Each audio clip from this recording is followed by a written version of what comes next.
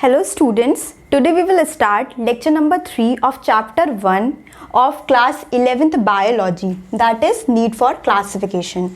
Classification means categorization or arranging in groups. कोई भी चीज़ को हम जब किसी चीज़ में डिवाइड करते हैं, कैटेगराइज करते हैं और we will dividing anything into groups, उसको क्या बोलते हैं? क्लासिफिकेशन बोलते हैं. Okay, now we will discuss what is classification. Classification क्या होता है? वो डेली लाइफ से रिलेटेड भी होता है हमारा, हम उसको डेली लाइफ से रिलेट भी करते हैं, बट यहाँ पर हम सिर्फ बात करेंगे तो बायोलॉजी के बेसिस पे बात करेंगे what is classification. Okay, so it is the scientific process for identifying, naming, grouping the living organisms.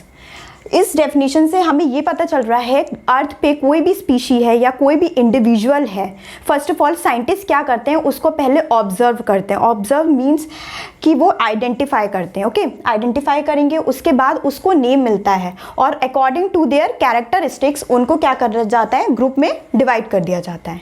Okay, now second one is it is the process by which anything can be categorized according to their characteristics like cell structure, ontogeny, size, physiology, reproduction.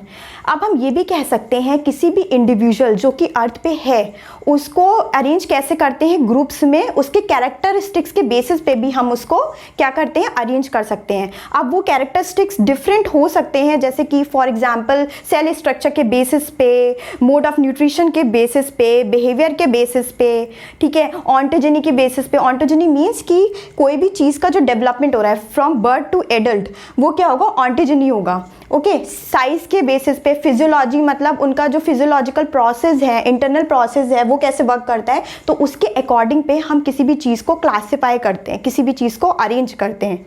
ठीक है, तो जो the term classification, जो सबसे पहले classification का जो term coined हुआ था वो किसने करा था? थियोफेरेस्टस ने करा था.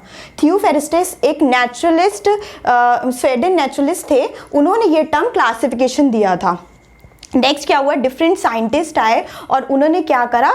धीरे धीरे क्लासिफिकेशन के mode of classification, different process या डिफरेंट मेथड से उन्होंने कोई भी चीज़ को क्लासिफाई करा. जैसे कि हम एग्जांपल लेते हैं उनका, कैरोलस लिनेस ने. कैरोलस लिनेस ने क्या करा था? टू किंगडम क्लासिफिकेशन दिया था. उन्होंने कब करा था? 1707 टू 1788 में उन्होंने वर्क करा था इन बिटवीन दिस. तो उन्होंने क्या बताया था? उन्होंने टू किंगडम क्लासिफिकेशन उन्होंने क्या बोला था कि दो में डिवाइड करा था, एनिमल एंड प्लांटे में.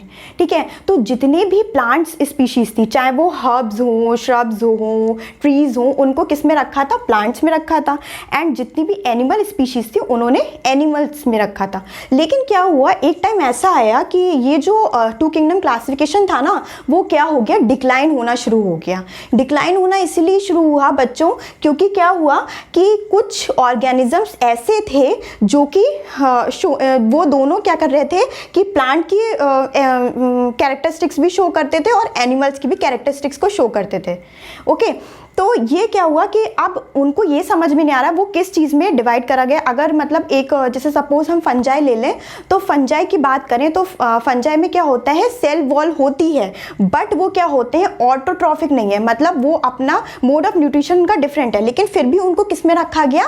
प्लांट किंगडम में रखा गया. तो ये चीज़ें समझ नहीं आती. जैसे युगलीना है, थोड़े टाइम क्या होता है? युगलीना कैरेक्टरिस्टिक्स प्लांट के शो करता है, तो थोड़े टाइम बाद ये किसके शो करते हैं? एनिमल के. तो उनको क्या करा था? उनके बेसिस पे जो दोनों कैटेगरीज या दोनों कैरेक्टरिस्टिक्स को शो करा था, प्लांट के भी एनिमल के भी, तो उन्होंने क्या करा था? प्लांट किंगडम में रख दिया ऐसे स्पीशीज को और एनिमल किंगडम में रख दिया. और वो क्या हो रहे थे? बल्कि उन लोग के लिए क्या होना चाहिए कि ग्रुप्स जो है वो अलग बनने चाहिए. यूनिसेलुलर मल्टीसेलुलर ऑर्गेनिज्म को एक साथ रख दिया था. फोटोसिंथेटिक, नॉन फोटोसिंथेटिक को एक साथ रख दिया था. जैसे नॉन फोटोसिंथेटिक की बात करें तो फंजाई को उसमें ग्रुप में रख दिया था. ओके, बैक्टीरियाज को एक साथ रख दिया था. यूनिसेलुलर मल्टीसेलुलर प्लांट्स को भी, प्लांट स्पीशीज को भी उसमें रख दिया था. तो इस वजह से क्या हुआ कि कैरोलस लिनेस की जो थ्योरी थी, जो क्लासिफिकेशन की थ्योरी थी, वो आगे चल के डिक्लाइन हो गई.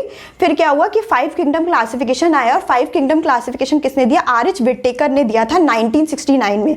उन्होंने ये बोला, उन्होंने 5 किंगडम्स दिए थे. कौन कौन से किंगडम्स दिए थे? उन्होंने पहला दिया था Plantae, Animalia, protista, मोनरा and fungi. ठीक है, तो उन्होंने इसमें डिवाइड कर रखा था। क्योंकि हम यहाँ पर सिर्फ नीड फॉर क्लासिफिकेशन की बात करेंगे, आपके चैप्टर में एक्स्ट्रा कुछ ऐड नहीं है और आपका सिर्फ particular topic need for classification है, तो हम इसी की बात करेंगे। ओके, फिर क्या हुआ, एक एरिस्टोटल जो थे उन्होंने क्या करा, उन्होंने किस बेसिस पे ग्रुपिंग करी थी, कैटेगराइजेशन करा था। उन्होंने क्या करा था, प्लांट्स कोई भी हो, चाहे हर्ब्स हो, श्रब्स हो, ट्रीज हो, उनको क्या करा था, एक सिंपल प्लांट कैटेगरी में रख दिया था। और एनिमल्स को उन्होंने उसमें डिवाइड करा था कि कौन कौन से, मतलब जैसे कि प्लांट को, एनिमल्स को करा था जिसके रेड ब्लड सेल्स हैं, जिनके रेड ब्लड है तो उनको अलग करा था, और जिनका रेड ब्लड नहीं है उनको अलग। जैसे कि रेड ब्लड में कौन कौन से आगे थे, काऊ है, हॉर्स है, ह्यूमंस हैं, उनको एक तरफ कर दिया था। और जिनके रेड कलर नहीं है ब्लड में, they don't attain red colour in their blood, उनको क्या बोला था, जैसे कि स्कॉर्पियो है, क्रैब है, इन सब को क्या कर दिया था कि उन्होंने अलग उसमें डिवाइड कर दिया था कैटेगरीज में। ठीक है, तो ये कुछ साइंटिस्ट थे जिन्होंने क्या करा था, क्लासिफिकेशन करा था। और जो साइंटिस्ट इन पे वर्क करते हैं, क्लासिफिकेशन पे जो वर्क करते हैं, उनको क्या बोलते हैं, टैक्सोनॉमिस्ट बोलते हैं। क्या बोलते हैं, taxonomist. Okay, now we will discuss some points related to need for classification, की क्या कुछ पॉइंट्स हैं जो कि क्या कर रहे हैं कि हमें समझा रहे हैं कि हमें क्लासिफिकेशन की what is the importance of the classification. Okay, first point is it makes study of living organisms convenient. हाँ, ये बहुत अच्छा, ये ट्रू सेंटेंस है कि study of living organism convenient बनाता है, मतलब हम लोग के लिए इजी बनाता है। अब सपोज आप कहीं भी वॉक कर रहे हैं, वहाँ पर क्या हुआ, आपको डिफरेंट एनिमल्स की वो मिल रही है, मंकी मिल गया, डॉग मिल गया, तो आप इसमें इमेजिन कर सकते हैं, या मतलब आप इमेज फॉर्म कर सकते हैं, ये डॉग है क्योंकि डॉग, और फिर हमारे दिमाग में क्या आएगा कि डॉग के कैरेक्टरिस्टिक्स आएंगे और क्या आएगा, मंकी कैरेक्टरिस्टिक्स। तो हर एक स्पीशी को पढ़ना, हर एक स्पीशी के बारे में हम जान सकते हैं और इजीली हम आइडेंटिफाई कर सकते हैं कि ये पर्टिकुलर स्पीशी या पर्टिकुलर चीज़ क्या है। अगर प्लांट को देख रहे हैं तो हमें लगेगा कि हाँ ये क्या है, इसमें फोटोसिंथेसिस का प्रोसेस हो रखा है। सेकंड चीज़ क्या है कि इसमें क्लोरोफिल पिगमेंट होगा, ठीक है। और अगर हम एनिमल्स की बात करें तो वो क्या है, मोटाइल है कि वो कहीं भी मूव कर सकते हैं, उनका बिहेवियर वाइज हम डिस्कस कर सकते हैं। तो हमारी स्टडी को, लिविंग ऑर्गेनिजम्स की स्टडी को कन्वीनियंट बनाया, बहुत इजी कर दिया कि हम किसी के बारे में हम पढ़ सकते हैं। या अगर हमारे दिमाग में अगर कोई मैमल्स की बात आ रही है तो हम तुरंत हमारे दिमाग में इमेज बनेगी मैमल्स की। मैमल्स क्या हो गए, ह्यूमंस हो गए, वेल्स हो गए। तो हम ये एक बात डिस्कस करेंगे कि क्या होगा, मैमल्स हैं क्योंकि, तो मैमल्स में क्या क्या चीज़ें इंपॉर्टेंट होती है। तो कैरेक्टरिस्टिक्स ऑफ मैमल हमारे दिमाग में आएंगे, जैसे कि क्या क्या कैरेक्टरिस्टिक्स आ सकते हैं कि उनमें क्या होता है, मेमोरी ग्लैंड्स प्रेजेंट होते हैं, ठीक है। उनकी बॉडी जो होगी फर लाइक होगी, फर होंगे उनके बॉडी में, ठीक है। तो ये चीज़ हो गई। और 4 चेम्बर्ड हार्ट होगा उनका। तो फिर हम ये बता सकते हैं कि किसी भी लिविंग ऑर्गेनिज्म का जो स्टडी है वो कन्वीनियंट या ईजी बन सकता है, ठीक है। Second one is relationship among various groups of organisms. अब डिफरेंट ग्रुप्स में जब कैटेगराइज करा था साइंटिस्ट ने, जब डिफरेंट ग्रुप्स में कैटेगराइज करा, तो हमें कहीं ना कहीं वो जो ग्रुप्स हैं उनमें क्या होगा, रिलेशनशिप शो करने के लिए भी आसानी हो जाएगी। रिलेशनशिप शो, वो हमें ये बताएंगे कि डिफरेंट ग्रुप्स का रिलेशन आपस में कैसा है। जैसे कि अगर हम बात करें, ट्रीज जो होते हैं वो प्लांटे ग्रुप में होते हैं, और जो ह्यूमंस हैं वो क्या आएंगे, ह्यूमंस क्या आएंगे, एनिमल ग्रुप में आएंगे, ठीक है। तो क्या होगा, लेकिन उनका क्या है, सेम बायोटिक रिलेशनशिप शो हो रहा है। सेम बायोटिक मतलब क्या होगा, बोथ आर म्यूचुअली बेनिफिटेड, मतलब हमें एक दूसरे से क्या है, प्रॉफिट हो रहा है। जैसे क्या है, ट्रीज की बात है, ट्रीज हमें क्या क्या देता है, ह्यूमंस को शेल्टर देता है, फूड देता है, लेकिन ह्यूमंस उसको क्या देते हैं, और ट्रीज क्या देते हैं, हमें O2 देते हैं, ऑक्सीजन देते हैं। और ह्यूमंस क्या देते हैं ट्रीज को, वो कार्बन डाइऑक्साइड देते हैं। तो कहीं ना कहीं दोनों का रिलेशनशिप है आपस में, तो वो चीज़ आती है relationship among various groups of organisms. Third one is it helps in identification of various species. अब जैसे हम लोग ने पढ़ा था बायोडाइवर्सिटी में 1.7 to 1.8 मिलियन जो स्पीशीज हैं वो एस्टिमेट हुई हैं। तो क्या हुआ, अब इतनी सारी स्पीशीज हैं, तो क्या होगा, इसके अकॉर्डिंग टू द क्लासिफिकेशन, अगर हम क्लासीफाई करेंगे किसी भी चीज़ को, तो हम एक पर्टिकुलर स्पीशी की, इंडिविजुअल के बारे में पढ़ सकते हैं, या स्पीशी के बारे में पढ़ सकते हैं कि भाई वो स्पीशी कहाँ रहती है, उसका हैबिटेट जान सकते हैं, उसका मोड ऑफ न्यूट्रिशन जान सकते हैं, बिहेवियर जान सकते हैं। तो ये क्या हुआ, it helps in identification of various species, कि किसी भी उसको स्पीशीज को ऑब्जर्व कर सकते हैं, उसको नेम दे सकते हैं, उसके बिहेवियर के अकॉर्डिंग उसको और ज़्यादा कैटेगराइज कर सकते हैं, उसके बारे में जान सकते हैं। Fourth one is it gives knowledge about the organisms which are found in a specific geographical region. अब ये भी बात है, क्या होता है कि जैसे बायोडाइवर्सिटी में मैंने बोला था हर एक स्पीशी का अपना एक हैबिटेट होता है, वो एक रीजन में रहती है.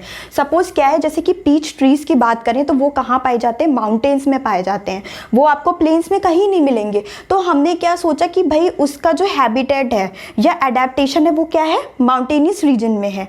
ठीक है, तो लेकिन हमने उसके बारे में पढ़ा तो हमें ये पता चला कि जो पीच ट्रीज़ हैं उनको कैसा क्लाइमेट चाहिए होता है कि वो कैसा हो, कोल्ड क्लाइमेट. ठीक है, तो वो इसीलिए कहाँ पर मिलते हैं, पीच ट्रीज़ वो माउंटेन में मिलते हैं. ऐसी जो नागपुर ऑरेंज है वो सिर्फ नागपुर में पाया जाता है. डिफरेंट स्पीशीज़ होते हैं और डिफरेंट स्पीशीज़ अलग अलग रीजन में मिलती हैं. अगर हम बात करें मैनग्रोव की, तो मैनग्रोव फॉरेस्ट कहाँ है, सुंदरबंस में है.